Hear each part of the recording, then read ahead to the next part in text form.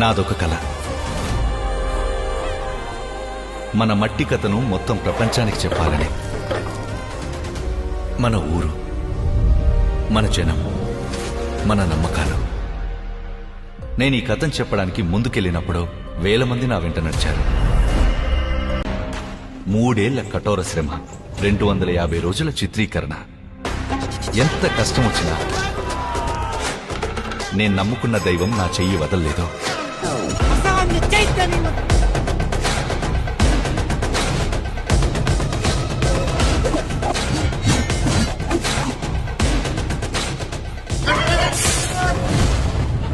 మా మొత్తం బృందం, మా నిర్మాత నా వెన్నంటే ఉన్నారు. ఇదొక శక్తి.